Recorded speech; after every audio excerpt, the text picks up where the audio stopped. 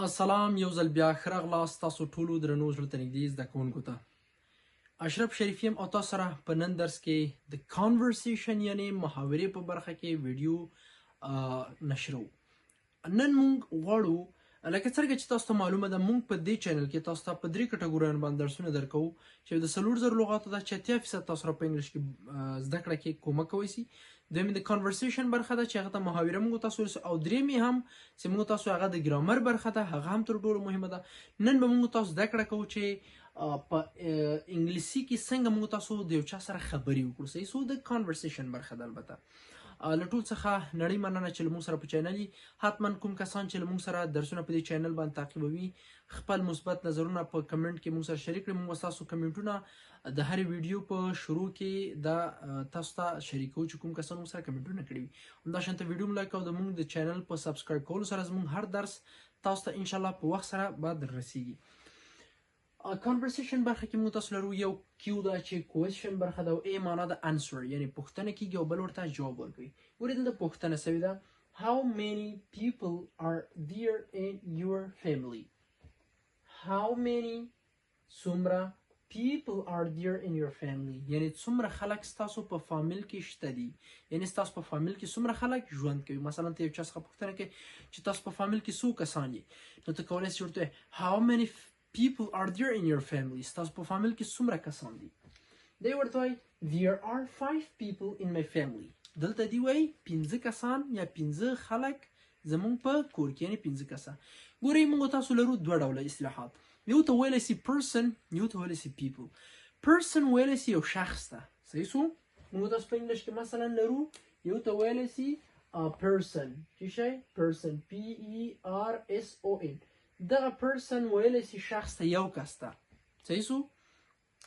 person ویلی سي یو شخص ته یا یو کس ته. اما کله چې له یو څخه دوه کیږي کنه دوه کسه کیږي درې کیږي هغه ته بیا ته people وایي. صحیح سو مثلا ته درې کسان ناست ته داسې نسي ویلی how are you persons نه دا غلط راځي. ته به چې how are you people مثلا خلکو تاسو څنګه نو اصلي هغه ته راځو There are 5 people in my family دلته زما فامیل کې 15 کسان دي. بیا ته کولی شې مثلا دا 15 واړه یادوري کې my father مثلا زما پلار. صحیح سو my sister زما خور my brother زما ورور and me او زه. صحیح سو نو there are 5 people in my family زما په فامیل کې 15 کسان دي.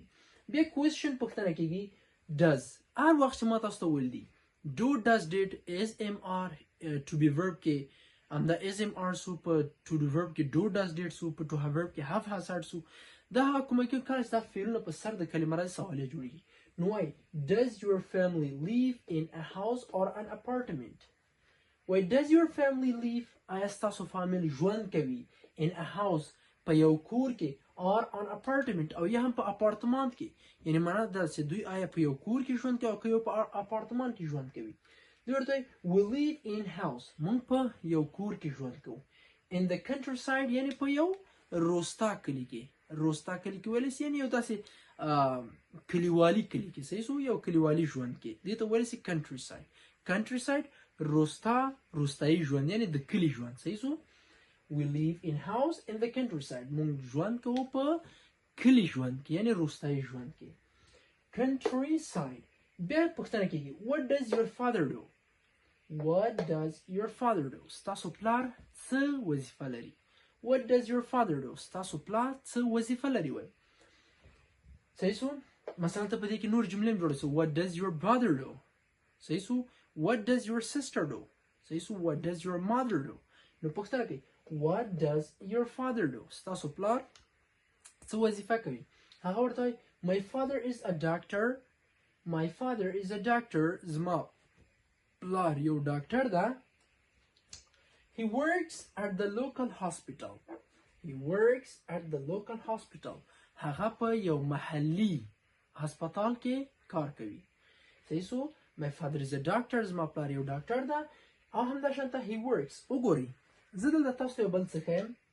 که تاسو فکر وکړئ دې جملې ته موږ تاسو په سمپل پرزنټ ټینس ویلو ساده حال زمانه موږ تاسو ویل ساده حال زمانه څه خصوصیت لري چې په مثبته جمله کې به موږ تاسو له مفرد فاعل ضمیر وروسته یعنې he she it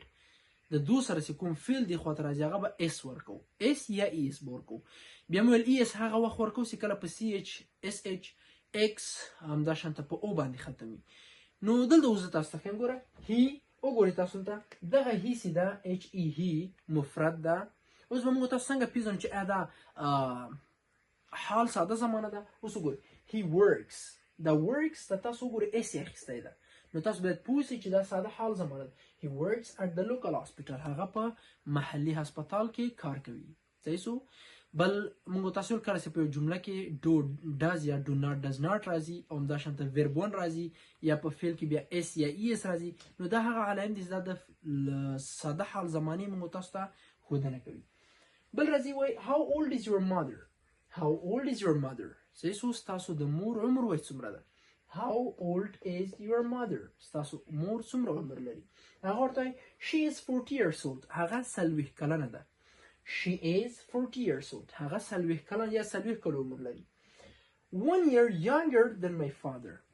1 year younger than my father زما د پلار څخه یو کال چې ده ځوانه ده زما د پلار څخه یو کال یا ځوانه ویلی سو یا هم ویلی سو کشره ده صحیح سو 1 year younger than my father کولی سي ته دې ځای کې وایي 1 year younger than my مثلا ته وایي که نه uncle یا هم cousin صحیح سو نو 1 year younger یا هم ته ویلی سي 1 year older یعنی ګوره ته وایي چې یو کال ځوانه ده نو ته به چې 1 year younger اما که چیرې ته وایي چې یو کال یعنی معنا دا چې زړه ده که نه یو کال ترې نه عمر ډېر ده نو بیا به چې 1 year یو خو دا ده که نه چې موږ تاسو وایو 1 year younger او که چیرې موږ تاسو وایو چې زړه ده نو 1 year older 1 year older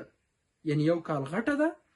او 1 year younger یو کال ځوانه ده یا هم ترې نه کشره ده نو ته وایي 1 year younger than my father زما د پلار څخه یو کال چې ده ځوانه ده وایي بیا کوېشن ده are you the oldest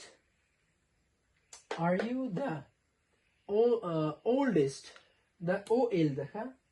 OL are you the oldest among your brothers and sisters آیا ته په ورونو او خویندو کې دی وایي تر ټولو مشر یې oldest دلته راغلی ده یعنې عمر د جیګ ده ترې are you the oldest among موږ تاسو ویلی سو په مجموع یعنې په ټولو کې are you the oldest among your brothers and sisters آیا ته د په ورونو او خویندو کې غټ یې یا هم مشر یې صحیح سو هغه ورته وایي no نه I'm not زه مشر نه یم یعنې که چېرې تاسو څخه څوک همدومره پوښتنه کوي نو کافي ده که ته په دې هم جواب ورکړي no I'm not صحیح سو no I'm not نه وایي زه مشر نه یم ترې I'm the second child in my family زه یعنې په کور کې چې شم دویم زوی یم د پلار داسې ویلی سو که نه I am the second زه دویم یم یعنې څنګه I am the second child in my family او که چیرې ووایي چې دریم زوی یم I am the third child صحیح سو I am the fourth څلورم یم او که چیرې لومړی I am the first صحیح سو نو دی چې وایي no I'm not نه زه مشر نه یم I am the second child in my family زه په فامیل کې دویم زوی یم د پلار صحیح سو نو دا زموږ ستاسو د نن ورځې محاوره سو انشاءالله چې بیا پوه سوي که کوم پوښتنه سوال نظري انتقاد لري حتما له موږ سره په کمنټ کې شریک کړئ زموږ درسونه به انشاءالله په همدې شکل سره دوام پیدا کړي خو تاسو څخه مو هیله ده چې کوم کسان زموږ دغه ویډیو تر پایه ګوري حتما زموږ کوم درسونه چې اپلوډ کیږي پر هر یو ورځ بعد 3 بجو د ورځې لخوا تاسو کولی شئ هماغه درسونه زموږ په خپل ټایم باندې وګورئ انشاءالله چې هر څه به زده کوئ تر بل درس چې زه راځم ټول په لوی بخښونکي خدای سپارم تر بیا ښې چارې ښه وخت ولرئ د خدای په امان